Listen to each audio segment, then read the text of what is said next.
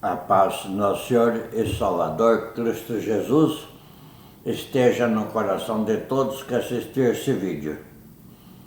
Eu vou ler aqui, meus irmãos, em 1 Timóteo, capítulo 5, o verso 17 e o verso 18. De 1 Timóteo, capítulo 5. Os presbíteros, verso 17, os presbíteros que governam bem seja estimado por dignos de duplicada honra, principalmente os que trabalham na palavra e na doutrina, porque diz a Escritura: não ligarás a boca ao boi que debulha. E eu digo, digno é o obreiro do seu salário. Não aceites acusação contra o presbítero, senão com 2 ou 3 testemunhas. Amém? O que eu quero comentar com vocês, meus irmãos, é o seguinte: das igrejas evangélicas existe lá o titular, lá, aquele que preside o trabalho, que dirige a igreja, com o nome de pastor. Eu já falei que não existe nome de pastor, ordenança de pastor aqui na palavra de Deus, no Novo Testamento e nem no Velho. Sempre falo isso, que pastor é Jesus Cristo, porque está escrito lá no Evangelho de João, capítulo 10, e no Salmo 23, o Senhor é meu pastor. O Senhor é Jesus Cristo. Ele é o nosso pastor. Bom, então, quer dizer, o cargo máximo na igreja evangélica é bispo. É diácono, primeiro auxiliar ali dentro da igreja, diácono. O segundo, presbítero, e o terceiro, bispo. Não existe ordenança com nome de pastor na Bíblia. Então, o presbítero, ele representa o segundo na igreja. Quando o pastor não pode, quando o bispo não pode estar presente, quem é responsável pelo trabalho pela igreja passa a ser o presbítero.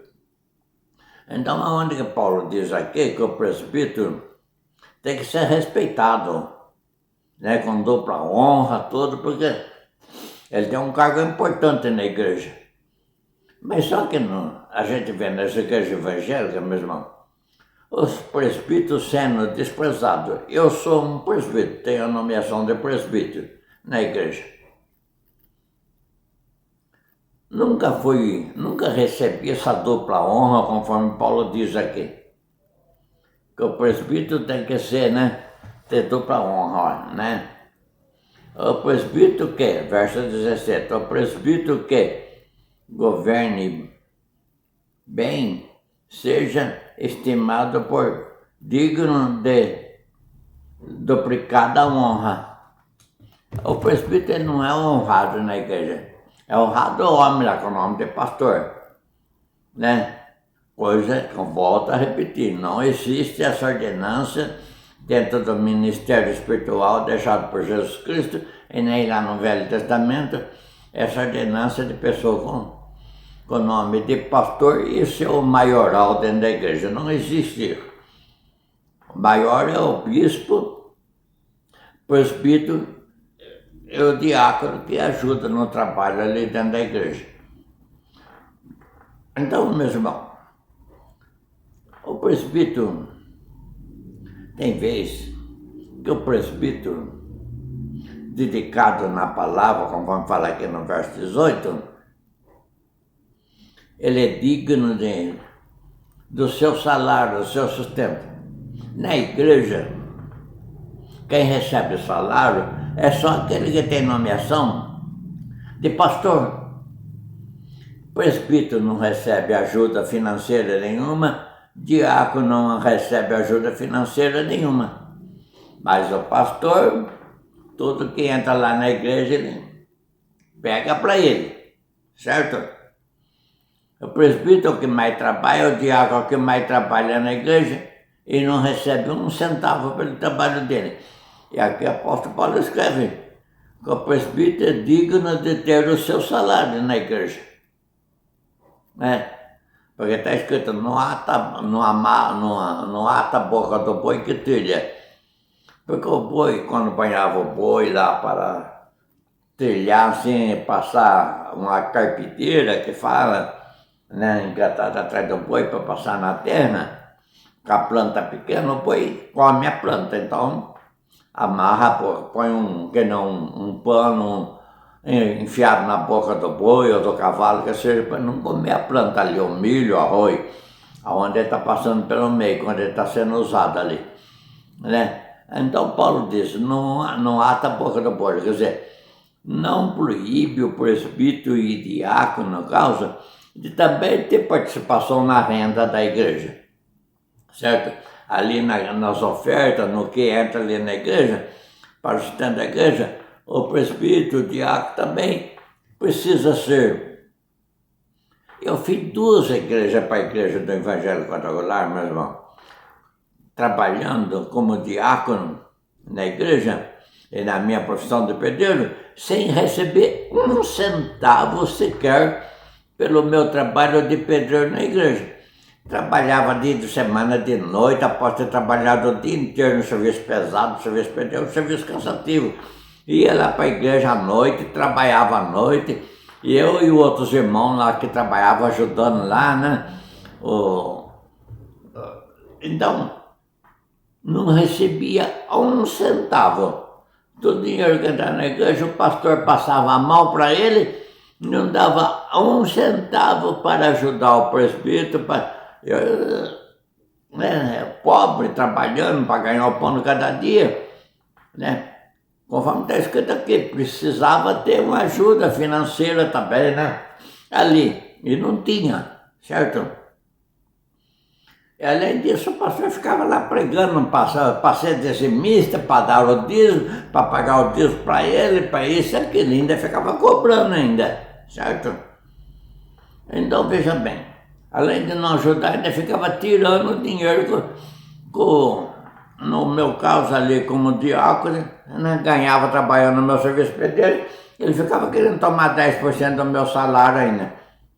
Eu já estava dando, meu Deus, que era o meu trabalho ali na igreja. Se ele fosse pagar um pedreiro fora que não frequentasse a igreja para fazer o serviço que eu fiz lá, ele ia gastar muito dinheiro. Ele não reconhecia isso. E pastor, homem nenhum com título de pastor reconhece isso. O que o diácono faz, o que o presbítero faz, o que as diaconisas fazem na igreja, eles não reconhecem o trabalho. São os que mais trabalham e os que não recebem nada. Não tem honra nenhuma dentro da igreja. Então a gente vê todas essas doutrinas, meus irmãos, erradas dentro da igreja, que se diz ser igreja de Deus, né? Que ali é o Espírito Santo que trabalha, que tudo é feito pelo Espírito Santo, coisa nenhuma. Pode-se dizer até feito por espíritos malignos, porque está lá explorando a fé dos irmãos, né? E fazendo tudo errado com doutrina criada por o homem, só para o próprio benefício dele, certo? E aqueles que mais trabalham na igreja são os que não recebem nada. E aquele que não faz nada é o que mais recebe, que é o pastor. Que faz 2 cultos, quando muito 3 por semana, tira aquele salarão altíssimo, tudo que entra de bom na igreja vai para ele, certo? E aquele que mais trabalha, nada vê na mão. Então deve ver todos esses erros dentro da igreja evangélica, né? A falta de respeito, certo? E com o presbítero e com os diáconos, são os que mais trabalham na igreja. Diaconisa, que também lá as mulheres que é nomeada diaconisa, que vai lá lava a igreja, limpa a igreja, faz a faxina, limpa os bancos, cadeira que tiver, coloca flor, enfeita a igreja, deixa a igreja bonita. Chega até comprar flor em floricultura com dinheiro delas para enfeitar, para deixar o altar da igreja lá bonito, né? O pastor não está nem aí com as diaconisas e com os problemas que ela tem no dia a dia, no dia dela, certo? Então, quer dizer, minha irmã lá como diaconisa só fica explorando o trabalho dela, certo? O diácono a mesma coisa, o presbítero a mesma coisa, são explorados dentro das igrejas evangélicas e nada recebem. E o que mais trabalha é o que menos recebe. Então, quer dizer, todas essas coisas, meus irmãos, o apóstolo Paulo já viu isso aí no começo lá, né? Então, Paulo falando lá com Timóteo, né? O presbítero precisa ser honrado na igreja. Precisa ter salário também. Se aquele que está liderando com o título de pastor tem salário e é o que menos trabalha, por que o presbítero é o que mais trabalha, o diácono que mais trabalha também não pode ter salário? A diaconisa que trabalha também não pode ter salário. Né? Então, nem veja quantas coisas erradas que existem dentro de igrejas evangélicas, meus irmãos. Né? E diz que vão para o céu. Jesus Cristo vir na nuvem, nós vamos ser. Quem vai ser arrebatado, meu irmão? Praticando todas essas coisas erradas, vai ser arrebatado? Não vai nada. O diácono, a diaconisa vai, mas o pastor que está aí explorando a fé desses irmãos vai ficar se lamentando no altar da igreja, nem vai ficar lamentando no altar da igreja, sabe por quê? Porque a igreja vai ser, o prédio lá vai ser destruído com a vinda de Jesus Cristo. Com a vinda de Jesus Cristo vai ter um terremoto violento na terra, que não vai ficar construção nenhuma em pé. Vai demolir tudo com terremoto, vai cair tudo. É bíblico, está na Bíblia. É que vai ter terremoto muito forte na vinda de Jesus Cristo. Então, veja bem, meu irmão. Aí o pastor que está lá naquela mordomia, vai ficar lá, debaixo do entulho da igreja lá. E com condenação, não vai subir e contar com Jesus Cristo, não. Está lá só explorando os pequenininhos, né? Explorando a fé. Esse pastor da igreja quadrangular que eu frequentei, explorava os irmãos de tudo quanto é jeito. Está entendendo?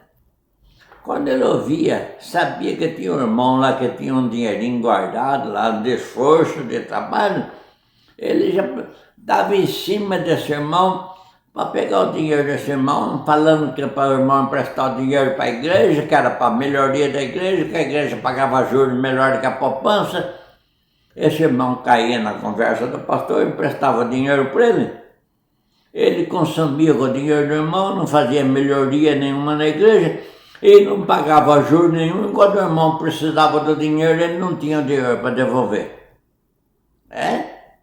Deus me usou para ir até a presidência da igreja principal, né? O presidente nacional da igreja evangélica, denunciar essas coisas, né? Deus ordenou, me deu em sonho, eu tenho o dom da revelação, quer me mostrar em sonho, mostrou tudo para mim em sonho, o que eu tinha que fazer para tirar esse pastor fraudulento da igreja. Que estava lá, só passando a mão em tudo, né? E deixando irmãos em dificuldade financeira, com um monte de problema. Deus mostrou tudo para mim. Tudo que ele fazia de errado, Deus põe na minha frente. Entregou na minha mão para mim ter a presidência principal da igreja do Evangelho Quadrangular. Sabe o que aconteceu quando chegamos lá? Eu, mais um irmão meu e mais duas diaconisas, fomos em 4 lá na presidência.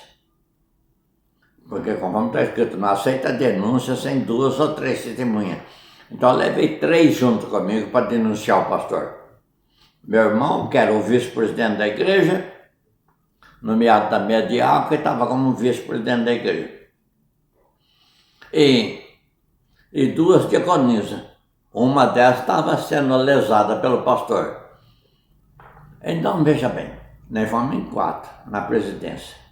Quando chegamos na presidência lá, expomos tudo o problema que estava acontecendo, que o pastor estava fazendo na igreja. Sabe o que o presidente da igreja falou? Grupinho igual vocês, acaba se dispersando e o pastor continua ganhando alma para Jesus.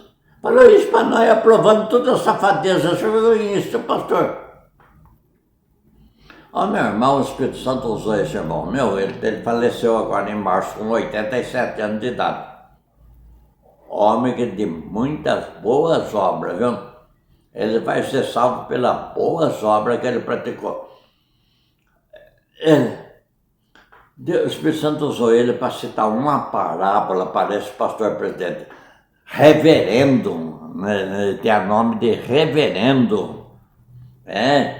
Presidente nacional da Igreja do Evangelho Quadrangular americano, fundador da Igreja Quadrangular no Brasil. Foi ele que atendeu nós. O meu irmão citou uma parábola para ele. Meu irmão falou assim: reverendo, eu fui tomar água numa torneira, a água saiu suja. Tomei a decisão de ver por que a água estava saindo suja na torneira. Segui o encanamento que trazia água até a torneira, os canos que traziam água até na torneira. Qual foi a minha surpresa? A água já estava nascendo suja da mina onde ela estava sendo pegada pelo encanamento para vir até a torneira. A água já estava nascendo suja na mina. Pegou a carteirinha dele como vice-presidente da igreja, jogou praticamente quase na cara do presidente sentado numa escrivaninha de frente com nós, falou para mim com as 2 diaconisas: vamos embora daqui que nós não temos mais nada que fazer aqui. As diaconisas ficaram de olho regalado nele e eu captei mais ou menos o que ele estava querendo falar ali, né? Aí o pastor presidente falou assim para ele: o senhor está falando de torneira, de água suja, o que isso tem a ver com o nosso assunto aqui? Aí meu irmão falou para ele assim: se o senhor não tem capacidade para entender parábola, muito menos para dirigir uma igreja do tamanho da Igreja do Evangelho Quadrangular, vamos embora daqui. Falou para mim, com as 2 diaconisas, levantamos e fomos embora. Aí quando nós saímos na rua, um prédio lá, pegamos o elevador, descemos, saímos na rua, as diaconisas falaram assim: meu irmão, eu também não entendi o que você quis falar com aquela história da água, da torneira. Aí o meu irmão pegou e explicou para as diaconisas ali, para mim, junto ali, andando na rua. Isso em São Paulo. Falou para nós. O que eu quis dizer, que não adiantou nada, né? Vem aqui, que a sujeira, a vergonhice, a ladroeira começa já aqui. A água nascendo suja da mina. Aqui a mina, a ladroeira, a sujeira já começa aqui. Se o presidente está apoiando o pastor com tudo quanto é prova que nós demos na mão dele, que o pastor está roubando os irmãos da igreja, ele diz, ela aprova, ainda diz que o pastor vai ficar ganhando alma e nós vamos nos dispersar. Então veja bem, meus irmãos, quanta coisa errada que a gente enxerga e vê dentro da igreja evangélica. Então nós vemos tudo isso acontecendo. Quem tem um dom da profecia, que não é no meu caso, quem tem um dom da profecia sabe que eu estou falando a verdade. Nada fica encoberto para o profeta, para aquele que tem o dom da profecia. O Espírito Santo mostra para o profeta tudo que está de errado ao redor dele, se é na família, se é nesse caso na igreja que ele frequenta. Deus mostra tudo que está de errado.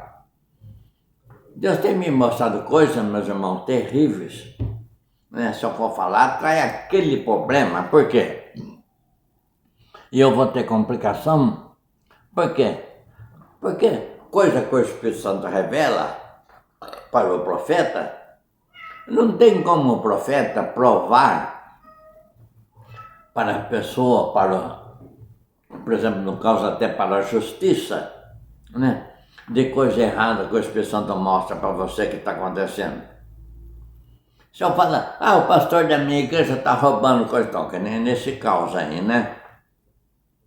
Se eu fosse na justiça dos homens, eu ia ter que provar, levar testemunha, provar, testemunha dizendo ele roubou eu, o outro dizendo ele roubou eu, aquilo. Então ia ter toda essa problemeira, né?